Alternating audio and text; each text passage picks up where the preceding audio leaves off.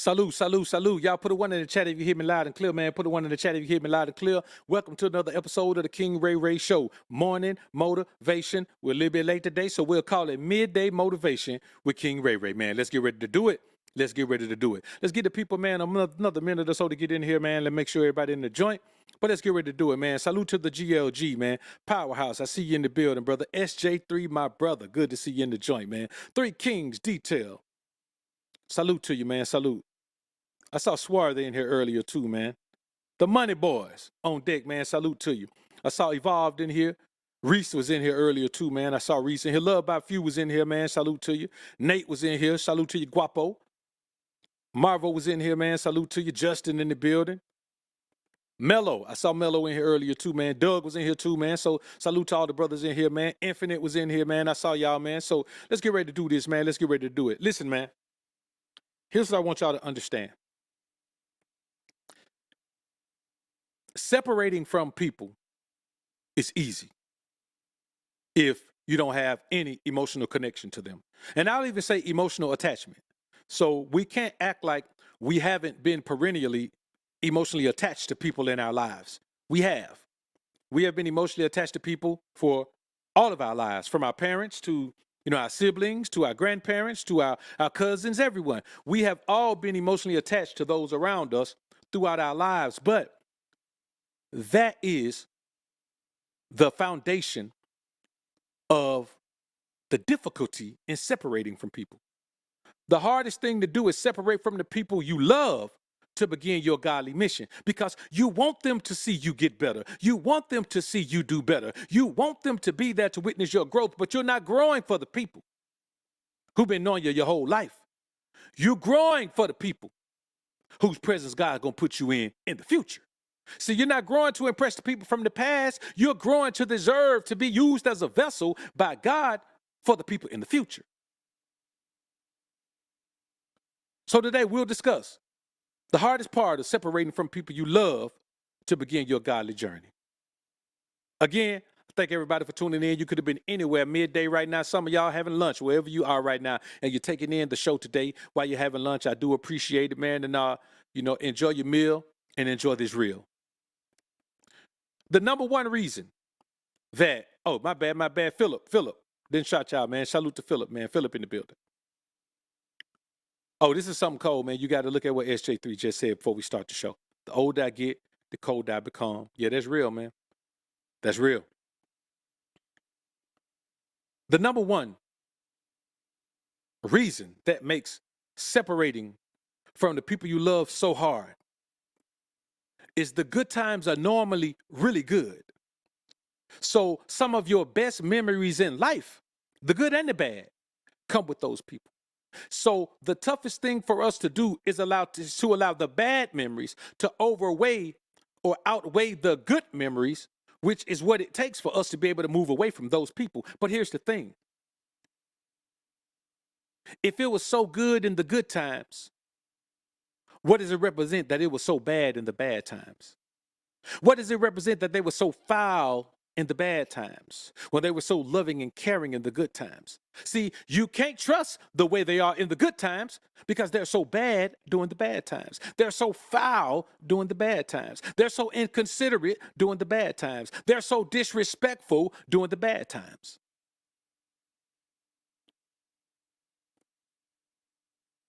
So the good times being good doesn't negate their negative impact on your life. It don't negate that. You may hear a woman who's in a relationship with a man who's violent, and she may say, "Well, when he's not drinking, or when he didn't have problems out in the world, or when this didn't happen, he's really good." But what about the time when he's bad? What about the times you had to go to the hospital? What about that time you really, really, really thought you weren't going to make it to the next day? And that's an extreme example, but you got to think about the way things affect you psychologically and mentally. It's not all about losing yourself physically. Sometimes you can be present physically, but be totally lost emotionally, totally lost spiritually, totally lost mentally. It's easy to find yourself in a situation like that because you can't let people go regardless of the negative impact, because they are good sometimes. You have to understand the weak nature of that, the weak mindset that makes you say, okay, all their negative impact is okay because they're good sometimes. Well, if they're not good the majority of the time, I'm talking about, listen, man, even if they're good 99% of the time and that 1% is something that affected you detrimentally and negatively for your entire life and you know you'll never be able to fully recover from it, their 99% don't matter. The Most High tells us, when a man is righteous and he decides to become righteous and live his life in a righteous way, none of his former sins will be charged to him. But also, if a man live sinful, if a man is righteous and he decides to start living a sinful life, then none of his former righteousness will save him, because righteousness must be a consistent thing. Just like love must be a consistent thing. Just like affection must be a consistent thing. Just like loyalty must be a consistent thing. Just like appreciation must be a consistent thing. Just like respect must be a consistent thing. Just like thoughtfulness must be a consistent thing. Just like fairness must be a consistent thing. You don't get to be fair to me 50% of the time, and then the other 50% of the time you unfair and think that's going to be okay with me. For me, the negative always wins out. That's how you stop focusing on the negative, because you stop dealing with people who are only sometimes positive. There's people in the world that are always positive. Man, I'm always positive. I'm never negative. I never give anybody negative energy. I'll cut you off before, because if I give you negative energy, it's me reflecting your energy to you. And so I'm going to move on.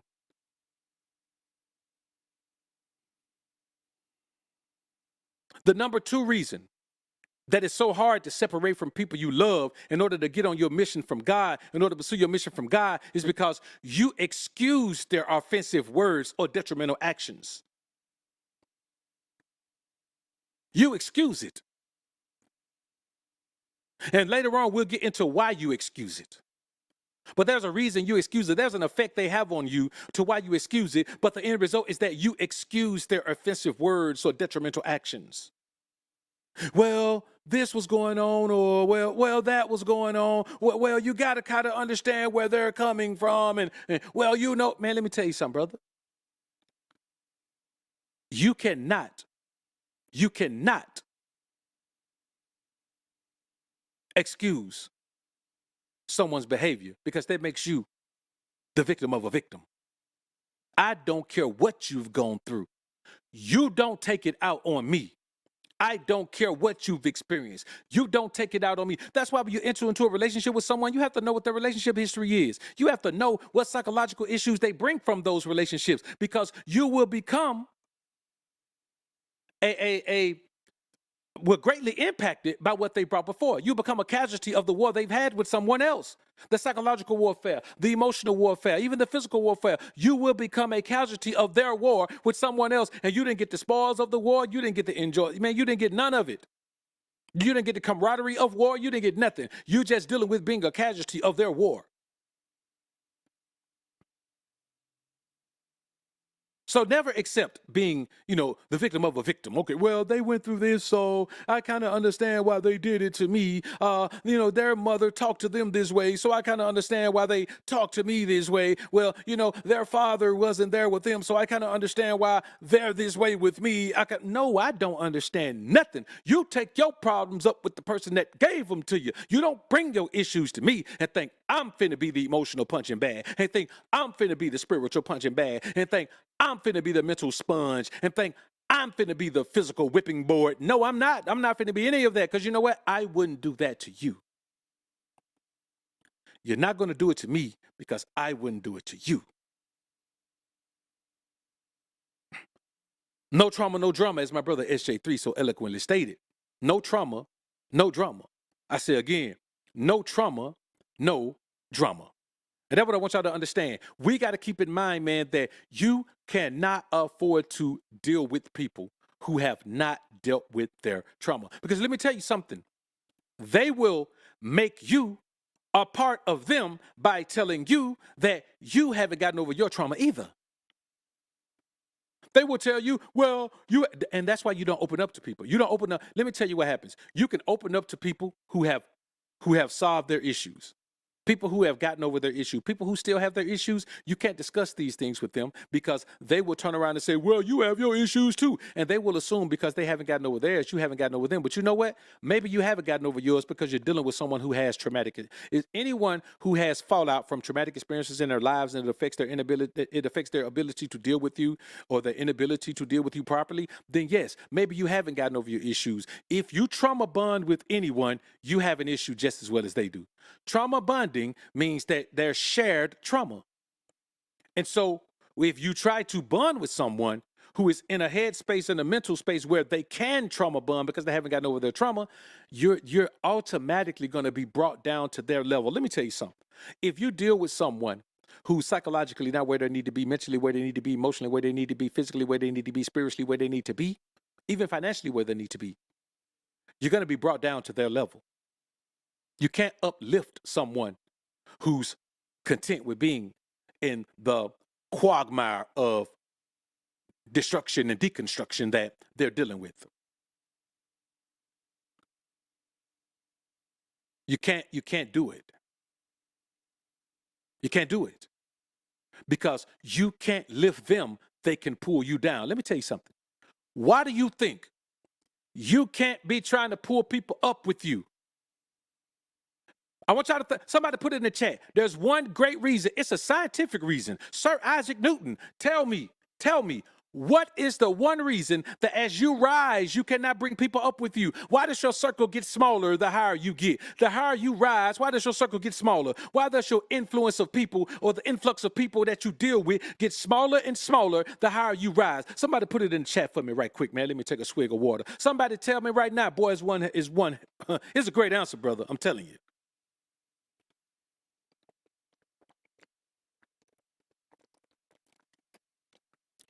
Somebody put it on my mind one time, man. Put it on my mind one time. Am I dark on the screen?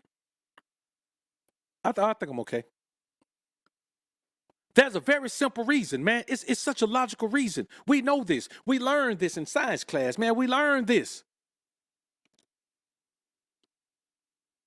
The reason why you have a smaller circle the higher you rise. Yeah, that makes sense. That's the result of it. Powerhouse, that's the result of it. You less weight you're carrying, but it's because of gravity. You're lighter than them. Anybody you try to pull up, you think about this. You can't fly a plane has to have a certain weight the higher the altitude goes. If you notice, the fighter jets, they fly high, they go faster. They're much smaller than cargo planes. Why? Because a cargo plane, it has a certain weight limit, so it has a certain altitude limit. The higher you go, you're automatically, if you get high enough, you become light as a feather. A feather can't lift nothing up. A feather can't lift anything up. You find me the thing that you can lift with a feather. What do we find feathers? We find feathers on things that fly. I mean, some birds don't fly, but you know what I mean. We only find feathers on things that fly or land-bound versions of things that fly. So I want you to understand that you can't pull people up. You can only be pulled down. That's why once you get to level 3, you can't worry about the people on level 2 no more. Anybody that got off at level 2, they just stuck. It's kind of like a cruise, man. Listen, if we get to a point and I tell you, hey, be back here in 6 hours, you get back there in 6 hours and a half, boy, we gone. You got to find a way to get home. The more people you try to lift, the lower you're gonna be stuck at a low altitude.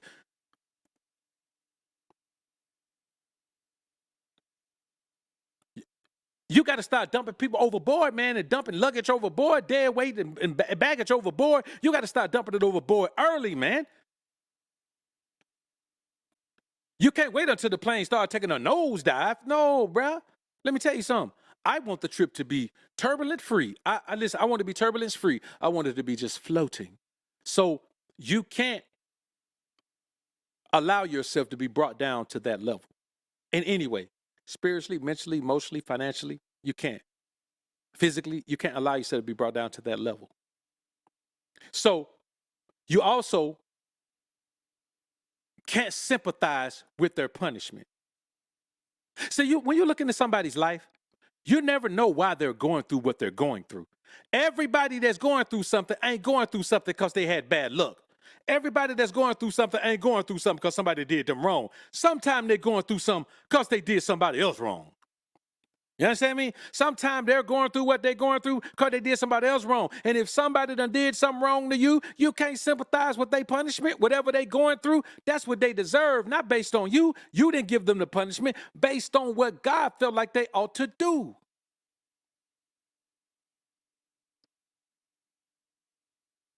Based on what God felt like they ought to do. Or that they ought to deal with. Or what their punishment is.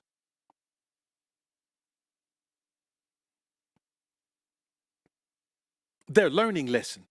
So you find yourself sympathizing with the punishment that someone get, even though you know they deserve some punishment for what they did to you, for how they treated you, for how they interacted with you, for how they neglected you, for how they disrespected you, for how they infected you, for how they affected you.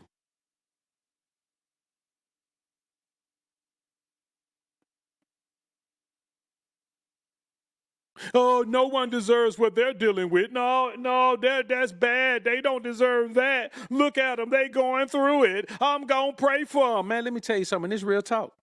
I'm not going to wish bad on you. But if you ever cross me, I'm certainly not praying for your well-being. I'm going to be honest with you. I'm not doing it. I ain't built like that. I ain't perfect. You may say, well, God know I ain't perfect. He already know that I ain't built to pray for the people who've offended me. But he also knows I'm not going to wish for their downfall. I'm not going to do nothing to you because you know what I found in my life? What I found in my life is, man, listen, and I thank God for this. My relationship with God is so cold that if you cross me, the way you cross me is how you will be crossed. I don't have to do nothing. I just focus on what God wants me to do. I already know He's going to take care of the enemies of my success. I don't have to worry about the enemies of my success. I don't have to worry about the people who come sideways at me. I don't have to worry about the people, man, who try to cross me. I don't have to worry about the people who try to be detrimental to me. And so I'm certainly not going to worry about the people who have offended me throughout my life. That's why you shouldn't either. You can't sympathize with their punishment. They're getting the punishment they deserve. You just let go and let God handle that.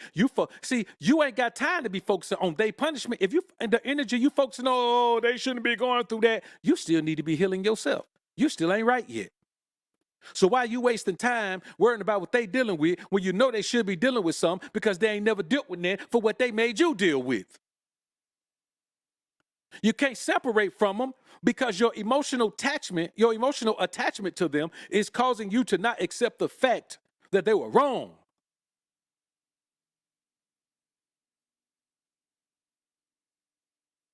They were wrong, man. And you don't have to forgive somebody to the extent where you just keep dealing with them. Cut them off.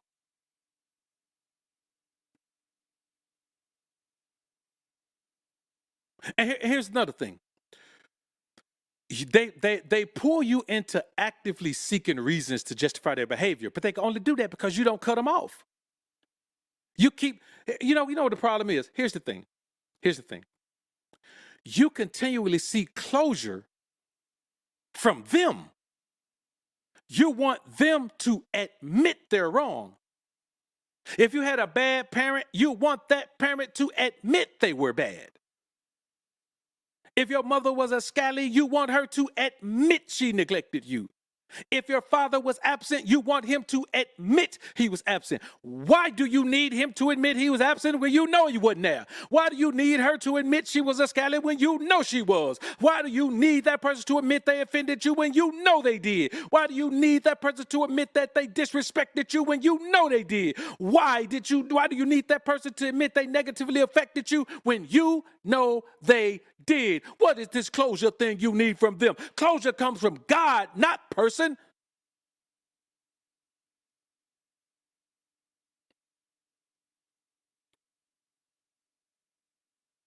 You spend your whole life trying to make somebody admit something that they don't even think they did wrong.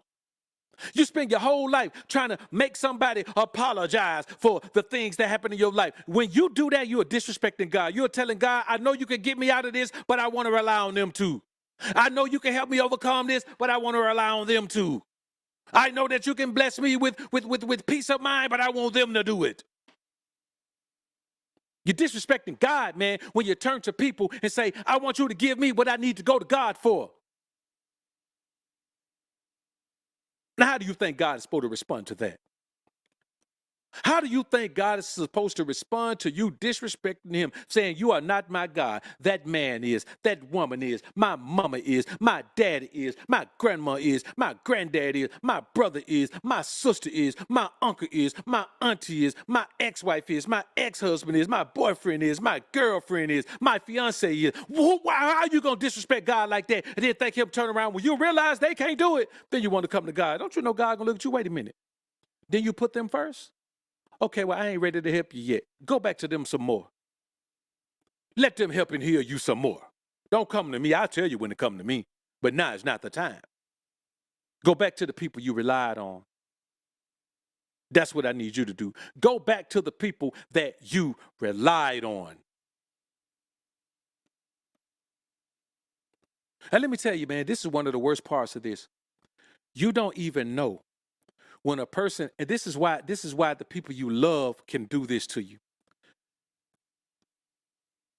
They drain your energy so badly that in a weird way, being around them completes you. You're complete when you're around them. You can't leave because you feel empty when you're around them. But here's the problem. You have a fear of rebuilding your energy. Yes, let me tell you something, man. When you separate from a situation and it leaves you unaware of who you are because you've never known this version of yourself because you left the majority of who you were in that situation, boy, hey man, that's a scary proposition. I'm not going to sit and lie to you like it's not.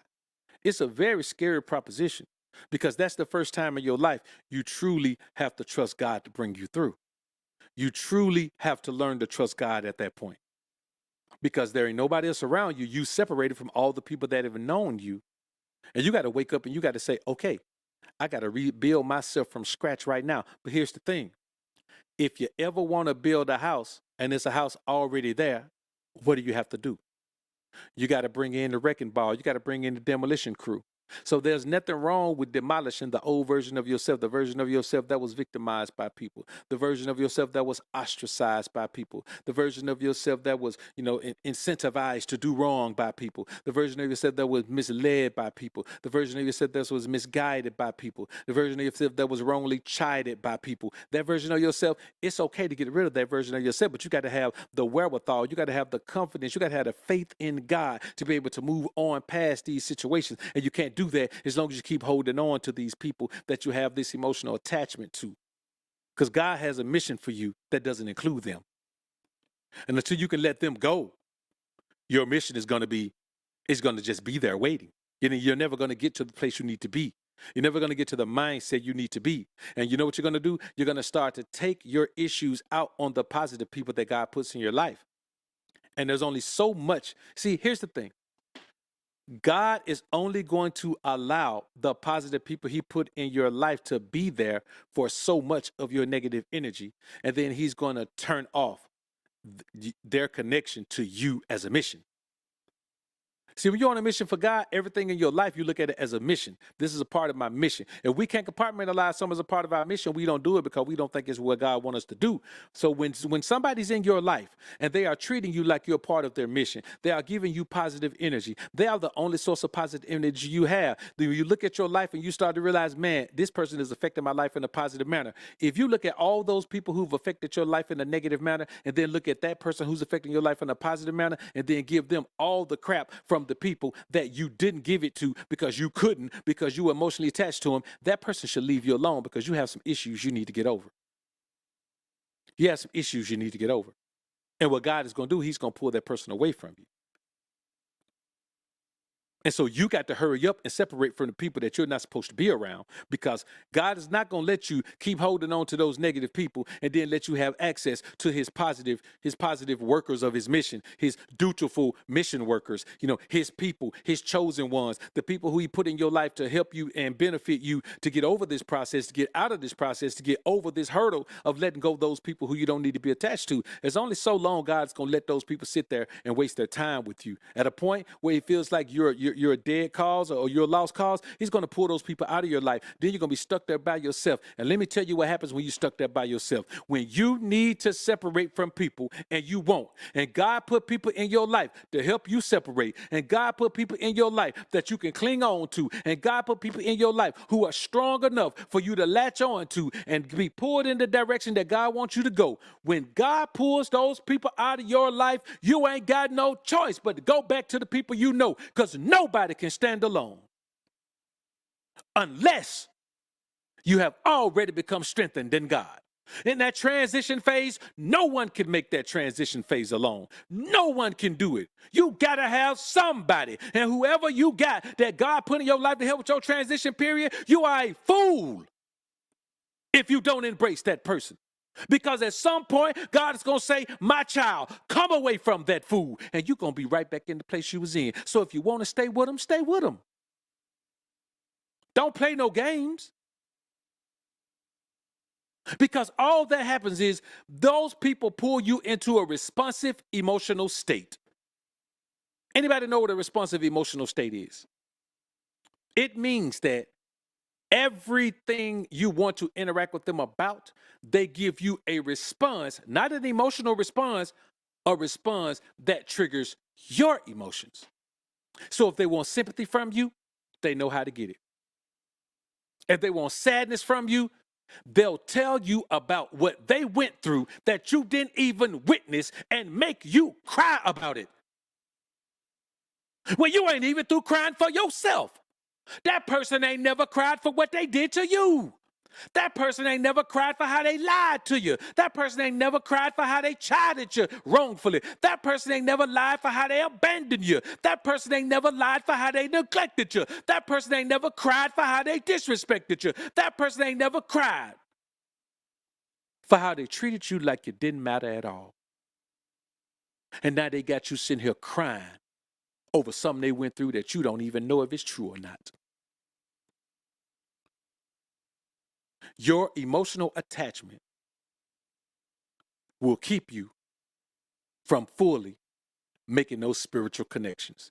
Emotional attachment and spiritual connection don't go hand in hand.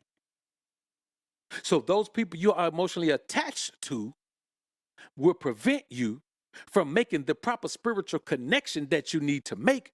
Because let me tell you something. Lest you have been called by God to be a spiritual leader, you need a spiritual leader to pull you out of the quagmire of normalcy and dealing with the wicked and evil energy of the people that you've been around your whole life. You can't do it yourself, lest thou hast been called to be a leader of the people, a leader of people to God, lest you are a King Ray sort. If God did not call you to take the vow of the Nazarite in order to separate yourself to the way of his word, you're going to need somebody that leads you there. Because God didn't call you there. He just told you it's time for you to leave that. It's time for you to get away from that. It's time for you to leave those people alone. It's time for you to get some fair treatment. It's time for you to get some respect. It's time for you to have somebody around you who cares about your well-being, someone who cares whether you succeed or fail, someone who wants you to win, someone who wants to help you win, someone who, if they can't help you win, they sure ain't gonna make you lose.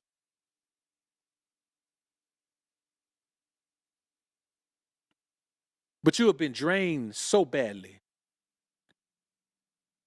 that you would rather go back to the completion that is actually the deletion of your spirit and go back to those same people because they know you're going to respond to their manipulation.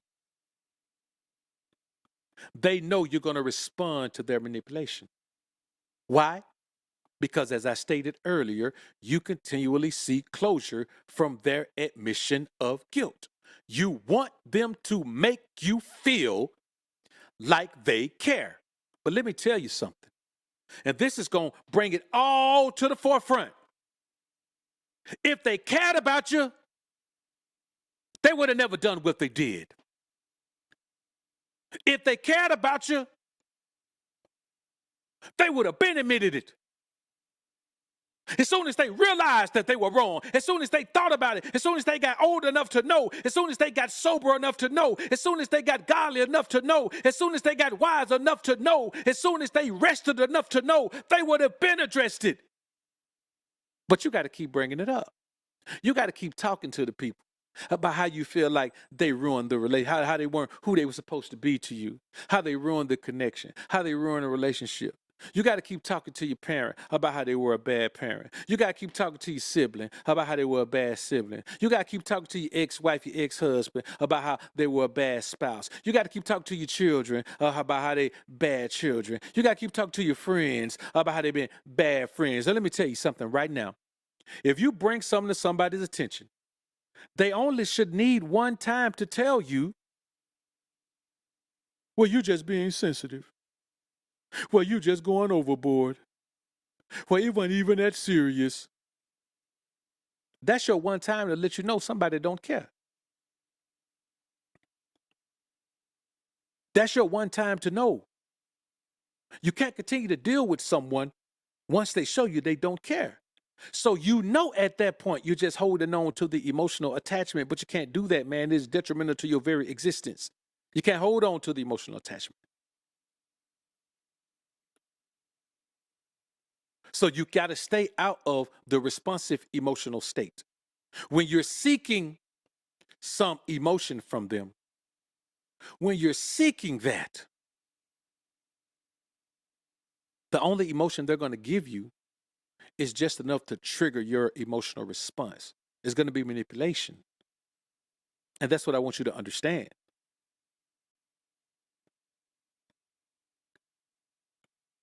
You got to stop loving people regardless of their obvious hatred to you. And I think that's what it is. You don't understand. For all the love you give them, they hate you. Anyone who did you wrong like that, anyone who crossed you, anyone who won't take responsibility for anything they did, anyone who won't take responsibility for any negative detriment they put in your life. And why are we talking about negative detriment? Because if you have to separate from them to go on your mission for God, they are not good people. They are not righteous people. They are not wholesome people. They are not going to benefit you going that way. They're only going to benefit you if you stay here. So it's obvious negative energy. But you keep wanting people to love you when they've shown you they hate you. And then God gives you people in your life who show you nothing but love. Nothing but love. And you know what you do? You look at those people and you give them the negative energy that you should be giving those other people. And here's the problem. No person deserves that. So you have then tried to do what has been done to you. You have tried to make that person or those people a victim of a victim, just like you were a victim of a victim. And I'm going to tell you, that will not get you any blessings. That will not get you any closer to your peace of mind. That will actually be detrimental to your pursuance of peace of mind. And I mean to tell you that right now. Now, you may not want to listen, but you better take heed. That is what you'll do. You love them regardless of their obvious hatred for you. Obvious. Because here's the thing. When you're discussing something with someone that they did to you that was foul, or that some neglect they did, you are expressing it to them from a place of pain. And when people can look at you in a state of pain based on something they did and act like it's nothing, they want to see you in pain. They want to see you affected negatively. They want to see you lack confidence. They want to see you lack self-awareness, lack self-esteem, lack self-respect, lack self-motivation, lack self-prioritization. They want to see you lack all of those things because deep down inside, they lack it. So when someone gives you this rundown of excuses, well, this happened to me and that happened to me and my dad did this and my mom did that and my teachers did that and my sister did this and my dog ate my homework and a squirrel came and ate a piece of my pie or whatever they telling you all that. That's their way of telling you, I'm such a messed up person that I will never have any guilt for sharing some of my misery with you. All someone is doing when they're giving you all these things they went through is giving you the source of their misery. And one thing we know about misery, misery loves company. We know that. We know misery loves company. We know this for a fact. So we can't deny that misery loves company. We can't deny that when people are down bad, they want somebody else to be down bad with them. We can't deny that when you're down bad with a bunch of people and you come up, they don't like it. We can't deny any of these things. So what I'm saying is based on knowledge that we already have, but it's harder to apply to people that you love, that you have emotional attachment to. So it makes it hard to separate from people you love to begin your mission for God. It makes it very difficult. People struggle with this all the time. And I'm telling you, there are people who are dealing with this right now. And I'm going to tell you the main thing. Number 10 is going to be a phenomenal thing. It's going to be the solution to all of this. So let's flip the script and we'll put putting God first as number 9. When you don't put God first, you don't have any barrier between you and being overcome with emotion. The reason why you strengthen your relationship with God is so you can be guided by your spirit, man, so you will never be overcome with emotion. And when you're overcome with emotion, when emotion overtakes you, you cannot think logically, you cannot think spiritually, you cannot do what's best for yourself. You can only do what feels good. You can only do what feels best. You can only do what feels healing. You can't do what's best. And that's a bad state to be in. Because an emotional response will never be what's best to any issue you ever face in life. It never will be. And that's a tough pill for a lot of people to swallow because we've been taught, we've been raised, we've been bred to be emotional. Even right now in this society, well, the reason relationship don't work because you men can't share your emotions. God didn't put me here to share my emotions. God put me here to share spiritual word, to share his word, and to guide everybody in my household to live a certain way. That's what God put me here to do. He ain't put me here to be emotional and share my emotion. The more emotion you share, the less spirituality you have, man. The less spirituality you have. You disconnect from your spirituality when you become over emotional. You dig? And so let's do a quick recap before we get to number 10. Number 10, whoo, boy, number 10 gonna hurt some feelings. Nothing more than feelings, but these feelings need to be hurt. 10 hardest parts of separating from the people you love to begin your godly mission. Number 1, the good times are normally really good. You remember the good time. Oh, man, we were children. We did this. Oh, man, I remember my mama took me here. Man, I remember my daddy did this. Man, you remember my auntie and uncle, man, I love it. Man, you remember my granddad did this. Boy, my grandma. Man, let me tell you something, boy, my sister, my brother. But it doesn't negate the negative impact because here's the thing. Those good memories are just memories. That negative impact is affecting the way you live today. It's affecting your relationships with your family, with your children, with your work, with your co-workers, with your spouse. It's affecting all of your relationships. Number 2, you excuse their offensive words or detrimental actions. You let them blame their upbringing as a valid excuse. You just say, okay, well, it's okay because I'm just a victim of a victim. No, I don't care who you are. Most people who are offended are victims of victims. What are we going to do? We're just going to say everybody can do it. If you've been through anything, you could do anything to somebody else. No, you deal with your issues. You deal with your issue with the people that did it to you. You don't go and make your issue somebody else. You don't go and take advantage of somebody else. You don't go and affect somebody else. You don't go and oppress somebody else. Number 3, you sympathize with their punishment. No one deserves what they're dealing with. No, I know they did some bad things to me, but no, they shouldn't be getting this. No. This is bad. Come on, man, get out of here with that. Number 4, you actively seek reasons to justify their behavior because you just don't want to accept that they're bad. You just don't want to accept that they're evil. You just don't want to accept that they're wicked. You want to tell yourself that they're a better person than they are. Why? Because you still love that person. You still want to be around that person. You can't detach emotionally from that person. So you just want to try to figure out a way to make what they did not be so bad. In your mind, they deserve forgiveness. And they deserve for you to forget. The problem is, You can't forget. But you keep trying to live like you can, so you try to convince yourselves of ways that you can forget. But it never works. Number 5, they drain your energy so badly that they complete you in a weird way, a weird, wicked way. You go away from them, you feel incomplete, you feel lost. You go back around them, you feel a part of you complete because you know what?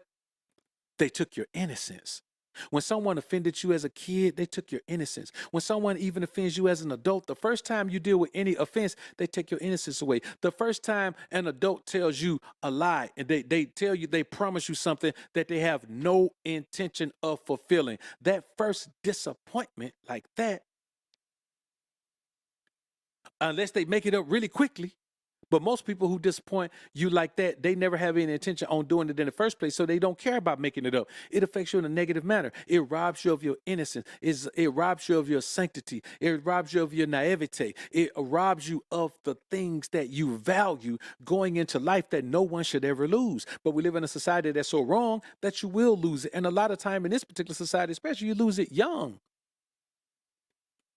Number 6, they pull you into a responsive emotional state. You respond to their manipulation. You bring it up to them, you want them to talk about it. Before you know it, you crying because they explaining all the sad thing they went through when they was young. You done forgot what they did to you. And you sad and mad about everything, everybody who did something to them. The only problem is the only thing you witnessed was what they did to you. You ain't witnessed none of that stuff they telling you. But you're in a responsive emotional state, which means you respond to their emotional manipulation. That's what you're doing. Number 7, you continually seek closure from their admission of guilt. Let me tell you something. Why do you need someone to admit something where you know they did it? It's not going to make you feel better because they say, yeah, I know I did it. I was wrong. They don't care. That's why you got to keep talking about it. They don't care. They will never care. They're not wired to care. They don't care about themselves. They don't love themselves, so they can't love no one else. I'm telling you. They didn't care then, and they don't care now. And they won't care in the future.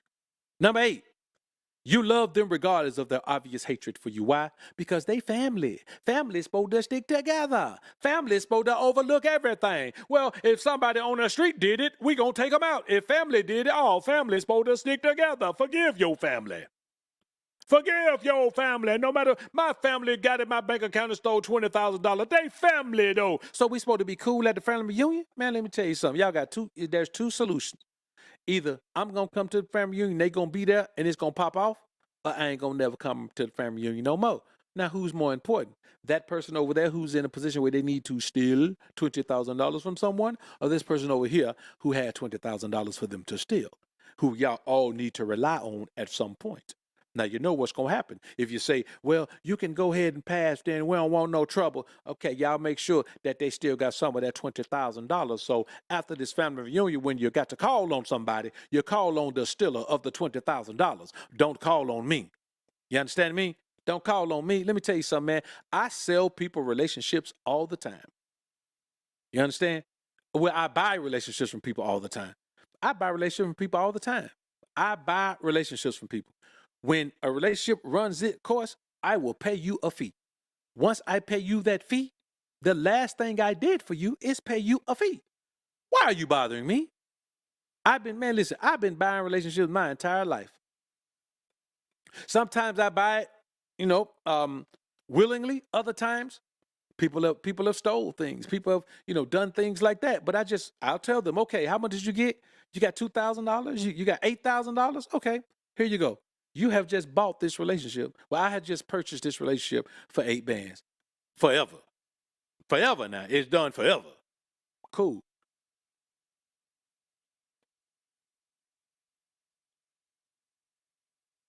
Number 9, you don't even have the intestinal fortitude to protect yourself due to lack of self-love and self-forgiveness. See, a lot of times you don't forgive yourself for allowing it to happen. There's a guilt trip in you where no matter how young you were, no matter how you feel guilty about letting the thing affect you in a negative manner. Like you feel guilty. You feel like you're being weak. You feel like you're being soft. You feel like you're being a pushover. You feel like you're being too emotional. You can't accept the fact that this has caused some psychological issues for you. You can't accept the fact that this has caused some emotional issues for you. You can't accept the fact that you can't bond with anyone. You can't properly appreciate anyone because of this situation. So you just can't protect yourself. You know, leaving that person alone or leaving those people alone or separate from your family is the best thing for you to do. You just can't bring yourself to do it. Why? You don't know, because family is supposed to stick together. You're supposed to be there. You know, let me tell you something here, man. It don't matter what family does tell you. You're supposed to let family just get away with anything. You understand? If your brother makes a pass at your wife, you're just supposed to accept that that's your brother, right? Huh? You telling me that? If your son goes into your bank account and steals $50,000, oh, you're supposed to let it go because that's your son, right? Yeah, you are. That's what you're supposed to do. If your mother tells you that she needs money for something and she's got it to give it to some fellow or she's got it to do something else with it, you're supposed to let it go because that's your family, right? But that's not how we do it around here in the King Ray Kingdom, okay? That's not what we do. We don't get down like that. We ain't got time for that. That's not what we're going to do. We're going to protect ourselves. We're going to look out for ourselves because, man, listen, if you cross me like that, you are not family. You are a relative of mine. We are not connected. Family would not do that to you. I'm telling you what's real. Family would not do that to you. Stop seeking closure from someone who doesn't even believe they opened the chapter. They're not going to close the book. They don't even think they're in the book. Sometimes they'll act like they don't even remember what they did. I didn't do that to you. I didn't do it to you. That was somebody else. I've always loved you the right way. You better do what you got to do to connect with those people that God put in your life to turn you to Him. Stop thinking you know, because let me tell you something. If you're still going through something with your people, you don't know God. If you're still going through something and people draining you, you don't know God. If you're still going through things, man, and people robbing you of your peace of mind, you don't know God. You heard of Him. Somebody told you about Him, but you don't know Him. And God got somebody in your life that's trying to connect you to your true purpose. And you so caught up on that negative energy and so caught up on your past that you can't even move forward. And the number 10 reason, boy, this is a good reason right here. The number 10 reason, y'all give me a couple guesses in the chat. Somebody take a guess and tell me what the number 10 reason is. Ooh, the number 10 reason good. Somebody tell me what the number 10 reason is. Anybody, somebody, tell me what the number 10 reason is. The number 10 reason.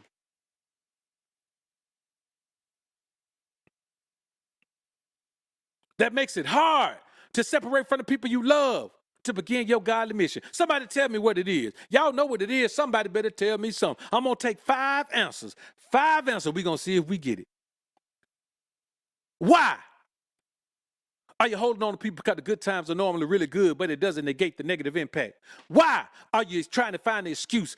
Are you excusing their offensive words or detrimental action? Why are you blaming their upbringing as a valid excuse? Why are you okay with being a victim of a victim? Why are you sympathizing with their punishment like no one deserves what they're dealing with, even though they did what they did to you? Why are you actively seeking reasons to justify their behavior because they deserve forgiveness? Why are you letting them drain your energy so badly that they complete you in a weird way so you always got to go back? Why are you letting them pull you into a responsive emotional state where you respond to their emotional manipulation and you start seeing them as the victim and not yourself? Why do you continually seek closure from their admission of guilt, even though their admission of guilt ain't nothing but you finally hearing what you already know? If they didn't care then, they don't care now. Why do you love them regardless of their obvious hatred for you? Why can't you protect yourself due to the lack of self-love and self-forgiveness? What is it? I see someone say codependency. SJ3 says codependency. Philip Bright says you're lost.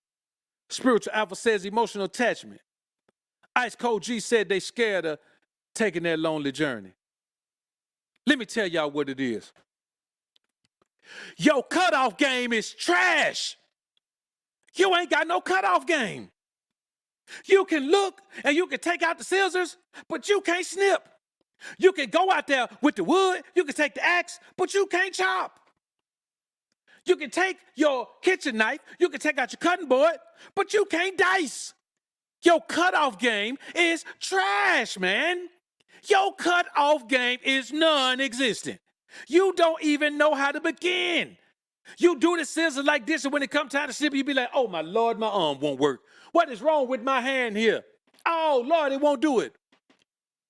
You can't do it. The greatest form of defense you can have is a proper cutoff game, and you ain't got one. So the people can do what they want to do and say what they want to say and act with you how they want to act and do all of that. But here's the crazy thing. Somebody positive can be in your life and you'll keep trying to cut them off. Because when you ain't got no cutoff game, you're foolish. You do foolish things. You have foolish mindsets because you don't have any internal strength. You don't value yourself. And when you don't value yourself, you cannot bring yourself to separate yourself instantly the moment somebody says, I don't deserve, the moment you say, you don't deserve me in your life. The moment you say, you don't appreciate me in your life. The moment you say, you don't value me in your life. The moment you say, you don't need me in your life. The moment you say, you don't want me in your life. And last but not least, the moment you say, oh, God don't want me dealing with you.